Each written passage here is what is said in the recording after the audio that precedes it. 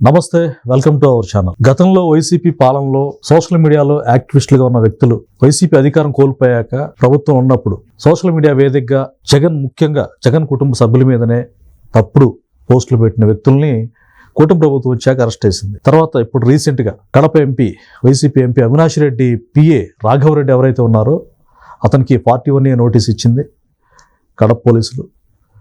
అతను విచారణకి ఆదేశించారు, విచారణకు అటెండ్ అయ్యారు. దీనికి సంబంధించి మనతో మాట్లాడడానికి senior political analyst Madhusudan Reddy గారు ఉన్నారు. ఆయన అడిగి 12 నిమిషాలు డిస్కస్ చేద్దాం. సార్ నమస్తే. నమస్కారం. కడప ఎంపీ వైఎస్ అవినాష్ రెడ్డి పిఏకి 41A నోటీస్ ఇచ్చి కడప పోలీసులు విచారణకు ఆదేశించారు, ఆయన అటెండ్ అయ్యారు. ఆ కేసులో ఎలాంటి పరిణామాలు చోటు చేసుకునే అవకాశం ఉంది? ఇప్పుడు కేసులు వాళ్ళకేం కొత్త కాదు మాణిక్యం గారు. వాళ్ళు కేసులు చూసి భయపడతారా అని మీరు అనుకుంటే పొరపాటు. అంటే అధికారం లేదు కదా. అధికారం ఉన్నా లేకపోయినా వాళ్ళు కేసులకైతే భయపడరు. ఎందుకని? ఎందుకంటే వాళ్ళు మొట్టమొదటి నుంచి కూడా పోలీసు వ్యవస్థ అన్నా శాసన వ్యవస్థ అన్నా వాళ్ళు ఆటాడుకుంటారు. ఎందుకు ఆటాడుకుంటారంటే వాళ్ళ దగ్గర ఉన్నటువంటి ఆర్థిక బలం, వాళ్ళ దగ్గర ఉన్న రౌడీయిజం, వాళ్ళ దగ్గర ఉన్న మూక సైన్యం దేనికైనా తెగబడతారు. నేననేది ఏంటంటే, ఒకసారి జగన్మోహన్ రెడ్డి సిద్ధం సభలు పెట్టి ఏం మాట్లాడాడో ఒకసారి మొత్తం తీయండి. సమాజంలో ఉన్నటువంటి ఇంటలెక్చువల్స్ ఒక సీడీ తయారు చేయండి. అంటే లాయర్లు కావచ్చు, డాక్టర్లు కావచ్చు, జడ్జీలు కావచ్చు, అంటే అన్ని రంగాల్లో నిష్ణాతులైనటువంటి కొంచెం జ్ఞానం ఉండేవాళ్ళు ప్రవచనాలు.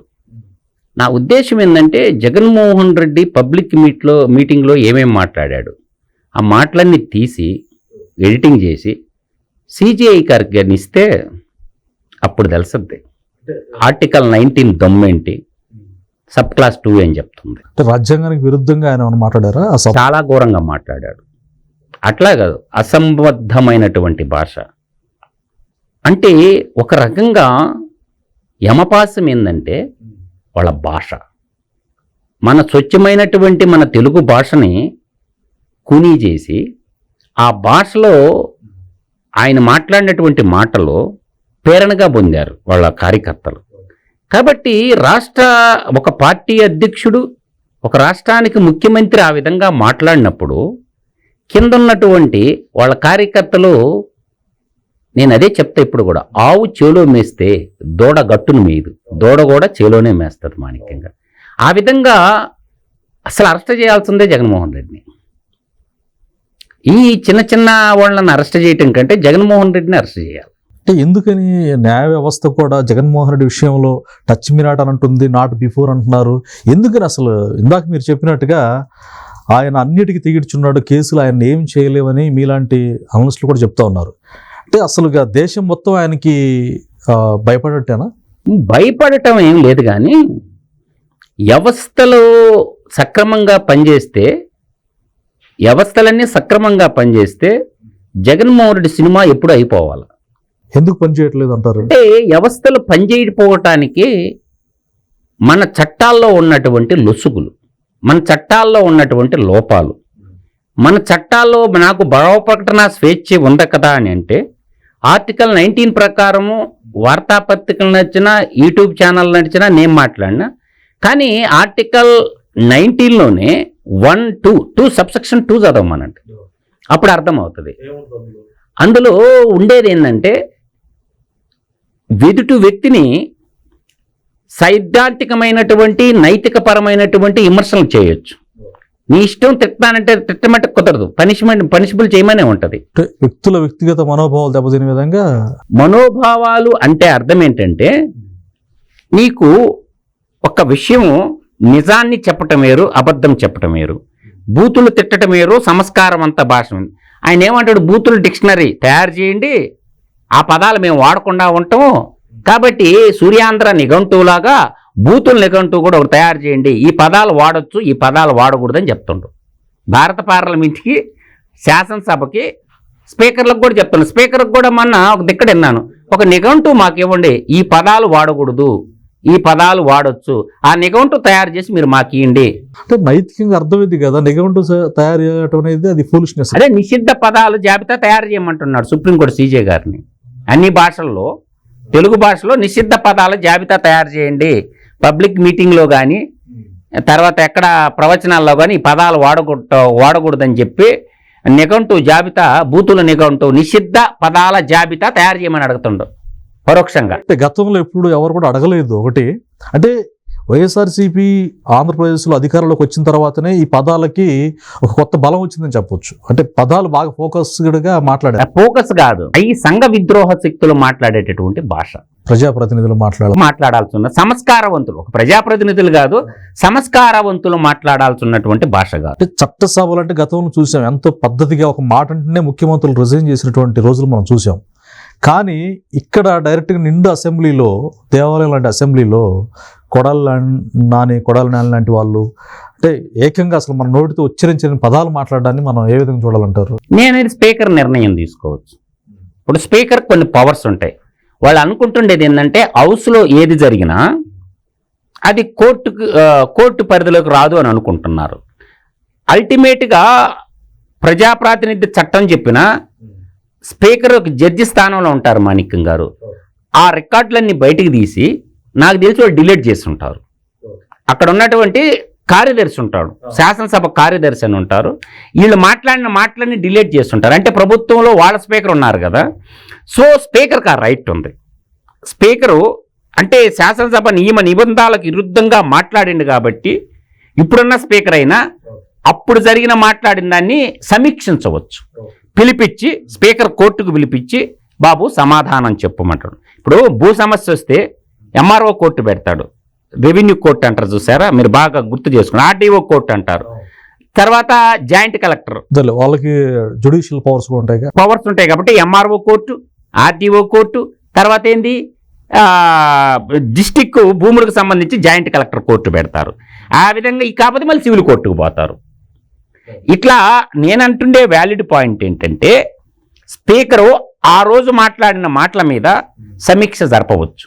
ఆ ఫుల్ రైట్ స్పీకర్కు ఉంది. ఆ నిబంధనల ప్రకారమే నోటీస్ ఇచ్చేసి, మాజీలైనా సరే నోటీసులు ఇచ్చి పలానా డేట్ రోజు నువ్వు అసెంబ్లీలో ఇది మాట్లాడావు కాబట్టి దీనికి సమాధానం చెప్పు, నీ అభిప్రాయం ఏంటి అని అడిగినప్పుడు అది నైతికతంగా అతనికి శిక్షించమని అరెస్ట్ వారెంట్ ఇష్యూ చేయొచ్చు, జైలు. కాకపోతే ఏమనంటే రాజకీయాల్లో కాస్త ఎక్కువ తక్కువ అని ఒకరిని చూసి ఒకరు ఇటువంటి లాంగ్వేజ్ మాట్లాడటం మన ఉభయ తెలుగు రాష్ట్రాల్లోనే అధికమైందని మాత్రం చెప్పగలను. ఈ భారతదేశం అన్ని శాసనసభల్లో లేదు ఈ విధంగా. మన ఉభయ తెలుగు రాష్ట్రాల్లోనే ఈ పోకడ అధికంగా ఉంది. అది కేసీఆర్ స్టార్ట్ చేసిండు, ఆడ కలికాల జగన్నాథుడు ఇంప్లిమెంటేషన్ చేసిండు. తెలంగాణ ఉద్యమంలో కేసీఆర్ స్టార్ట్ చేసిండు ఆ పదజాలాన్ని. కాకపోతే అది జగన్నాథుడు దాన్ని కూడా నమ్ముకున్నాడు, సూచనలు సలహాలు అందించుండొచ్చు కేసీఆర్ అంటే తిట్టమని చెప్పుకున్నాడు. అంతిమంగా ప్రజలకు నచ్చలేదు కాబట్టి వాళ్ళని ఓడించారు. అయితే నా పాయింట్ ఏంటంటే ఇప్పుడు మొన్న వర్ర రవీందర్ రెడ్డిని సోషల్ మీడియాలో జుగుప్సాకరమైన పోస్టులు పెడుతున్నందుకు అరెస్ట్ చేశారు. ప్రస్తుతం అతను రిమాండ్లో ఉన్నాడు. అయితే ఇప్పుడు గతంలో వర్ర రవీందర్ రెడ్డి మాటలు మనం గుర్తు చేసుకోవాల్సిన అవసరం ఉంది. ఆయన ఏమన్నారంటే, నా సొంతగా నేను పెట్టలేదండి, పోలీసు విచారణలో నా సొంతగా పెట్టలేదు, అవినాష్ రెడ్డి పిఏ నాకు ఇస్తే, రాఘవరెడ్డి ఇస్తే నేను వాటిని పోస్ట్ చేశానని చెప్పేసి విచారణలో వెల్లడించాడు. ఇప్పుడు అతన్ని అరెస్ట్ చేశారు. అంటే అవినాష్ రెడ్డి పేరు ప్రస్తావించే అవకాశం ఉందా, లేకపోతే ఇతన్ని ఇప్పుడు అరెస్ట్ చేస్తారా రాఘవరెడ్డిని, అవినాష్ రెడ్డి పిఏని? పోలీసులు విచారణ అనంతరం అతను అరెస్ట్ చేసే అవకాశాలు ఉన్నాయా? ఖచ్చితంగా ఆర్గనైజ్డ్ క్రైమ్ ఇది. సో ఆర్గనైజ్డ్ క్రైమ్ కింద వీళ్ళందరిని అరెస్ట్ చేస్తారు, ఎవరిని వదలరు. అంటే ప్రజలకు కూడా తేడా తెలవే అవకాశం ఉంది, ఇది జగన్మోహన్ రెడ్డి నుంచి వచ్చిందే అని. ఈ ఆర్గనైజ్డ్ క్రైమ్ అందువల్ల ఇదేంటంటే ఈ ఆర్గనైజ్డ్ క్రైమ్ కింద ఆ ఫీల్డ్లో ఎవరైతే పనిచేశారో మరి దారుణంగా మాట్లాడటం. ఇప్పుడు పోసాని మురళి ప్రెస్ మీట్ పెట్టి హైదరాబాద్ ప్రెస్ క్లబ్లో దారుణంగా మాట్లాడారు, క్షమించరాని నేరం చేశారు. కాబట్టి అటువంటి భాషని ఎవరు కూడా అంగీకరించరు. న్యాయమూర్తులు అందరూ కూడా వీటన్ని కోడీకరించి ఇప్పుడున్నటువంటి అడ్వకేట్ జనరల్ గారు దాన్ని మన అత్యున్నత న్యాయస్థానం హైకోర్టు కాబట్టి ఆ భాషని వేషాలని అన్నిటిని కూడా ఆయన ముందు పెట్టి సార్ ఇది దాన్ని ఒకవేళ భాషలో భావం అంతా ఒకటి, ట్రాన్స్లేషన్ ఇంగ్లీష్లోకి తెలిసి ఇంగ్లీష్లో వచ్చి దాన్ని బహిర్గతం చేయటం వల్ల సంఘాన్ని సంస్కరించకపోతే వాళ్ళందరూ తప్పించుకోలేరు. అందువల్ల ఏంటంటే ఇక్కడ వ్యక్తుల కంటే వ్యవస్థ ముఖ్యం. ఈరోజు ఆ వ్యవస్థలో నువ్వు ఉండొచ్చు, రేపు నేను ఉండొచ్చు, మళ్ళీ ఇంకొకరు ఉండొచ్చు. కాబట్టి వ్యవస్థలను కానీ పరిరక్షించుకోకపోతే మన వ్యవస్థ అంతా నాశనం అయిపోద్ది. మాణిక్యం గారు ఖచ్చితంగా ఏంటంటే తప్పు చేసిన వాళ్ళని శిక్షించినప్పుడే చట్టాల పట్ల గౌరవం పెరుగుద్ది, న్యాయమూర్తుల పట్ల కూడా గౌరవం పెరుగుద్ది. అందువల్ల న్యాయస్థానాలు కొరడా రులిపించాల్సిన సమయం ఆసన్నమైనది. ఎవరు తప్పు చేసినా న్యాయస్థానాలు కొరడా రులిపించి తక్షణమే శిక్షలు పడేటట్టు కానీ మన న్యాయ వ్యవస్థ పనిచేసినప్పుడే రాజకీయ నాయకులకి వాళ్ళ ఫాలోవర్స్ కూడా భయము అనేది ఉంటుంది. చట్టాలంటే భయం అనేది రావాలి. చివరిగా చెప్పండి, ఇప్పుడు వరద రవీందర్ రెడ్డిని చూసాం, అంతకుముందు బోరుగడ్డను చూసాం, ఇంటూరు రవికిరణ్, అలాగే పెద్దిరెడ్డి సుధారాణి అనేటువంటి సోషల్ మీడియాలో యాక్టివ్గా ఉండేవాళ్ళు వైసీపీ నుంచి. అయితే ఇప్పుడు అవినాష్ రెడ్డి పిఏని అరెస్ట్ అవ్వడం తర్వాత ఇప్పుడు అతను గనక నోరు విప్పితే, అంటే పోలీసులు వాళ్ళ శైలిలో క్వశ్చన్ చేస్తే అవినాష్ రెడ్డి పేరు, భారతిరెడ్డి పేరు, జగన్మోహన్ రెడ్డి పేరు కనుక అతను విచ్చరిస్తే, ఇందాక మీరు అన్నట్టుగా చట్టాల్లో ఉన్న లోపాలని వాళ్ళు అడ్డు పెట్టుకొని మనుగడ సాగిస్తూ ఉన్నారు అని ఇప్పుడు ప్రజలందరికీ తేడతెల్లంగా ఇది వీళ్ళే ఉండి చేయించారు, అంటే చెల్లిని తల్లిని కూడా బూతులు తిట్టించింది జగన్మోహన్ రెడ్డి, భారతిరెడ్డి, అవినాష్ రెడ్డి అని తేడతెల్లం అయితే రేపు సరే జమిలి ఎన్నికలు అంటున్నారు, మేము మళ్ళా గెలుస్తూ ఉంటున్నారు, ప్రజల్లోకి ఓట్లు ఆడడానికి వెళ్ళే పరిస్థితి ఉంటుందా? వీళ్ళకి రాజకీయాలు చేసే అవకాశాలు ఉంటాయా? నేను అనేది ఏంటంటే కుటుంబ సమస్య రాష్ట్ర సమస్యగా మలుచుకోకూడదు.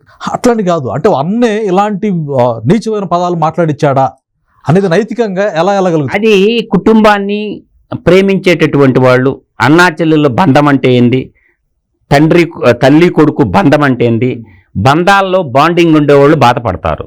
వాళ్ళు తుఫు అని మొఖాన వస్తారు, ఇంట్లోకి వస్తే కళ్ళాప నీళ్ళు చల్లుతారు. అంటే తోడబుట్టిన చెల్లెళ్ళకి, పేగుబంచిచ్చినటువంటి తల్లికి న్యాయం చేయలేనోడు రాష్ట్ర ప్రజలకు ఏం న్యాయం చేస్తాడనేటువంటి భావన ప్రజల్లోకి వెళ్ళిపోబట్టే మొన్న 2024లో జరిగిన జనరల్ ఎలక్షన్లో ఆడబిడ్డలుగా ఉన్న ప్రతి ఒక్కరూ ఛీ ఈడా మనం ఇంతకాలం ప్రేమించింది, ఛీ ఈడా రాజశేఖర రెడ్డి కొడుకో అని చెప్పి ఆడవాళ్ళందరూ కూడా గ్రహించుకొని ఆ పల్లెల్లో వాళ్ళ మాలాగా బయటకు వచ్చి మాట్లాడలేకపోవచ్చు, కానీ ప్రతి గడపకెళ్ళండి ఏమని మాట్లాడుకుంటారంటే పెళ్ళిళ్ళకు పోయిన కాడ, కర్మలకు పోయిన కాడ 10 మంది గుమ్మి కూడిన తర్వాత తోడబుట్టిన అప్పజల్లుళ్ళకి, పేగు పెంచిచ్చిన కన్న తల్లికే న్యాయం చేయలేనోడు ఇంకా రాష్ట్రానికి ఏం చేస్తాడరా బాబు న్యాయము, పోరా బాగా మాట్లాడినమని అంటారు. అందువల్ల పరువు ప్రతిష్ట అనేది ఒకసారి పోయిన తర్వాత మసకబారి తిరిగి రావు. నువ్వు ఎన్ని మాయ మాటలు, ఎన్ని కాకర మాటలు చెప్పినా ప్రజలు నమ్మే పరిస్థితుల్లో లేరు. ప్రజలందరూ కూడా రాష్ట్ర సర్వతోముఖాభివృద్ధి కోరుకుంటున్నారు. రాష్ట్రం బాగుపడాలని ప్రజలందరూ ఏకవాక్య తీర్మానం, కులాలకు అతీతంగా, మతాలకు అతీతంగా రాష్ట్రం బాగుపడాలని ప్రతి ఒక్కరూ 6 కోట్ల ఆంధ్రులందరూ కోరుకుంటున్నారు. రాష్ట్రం బాగుపడాలా ఇదే పదం వినిపిస్తుంది. ఓకే, ఇది అంటే జగన్మోహన్ రెడ్డి వ్యక్తిత్వం ఇప్పటికే ప్రజలకు అర్థమైపోయింది.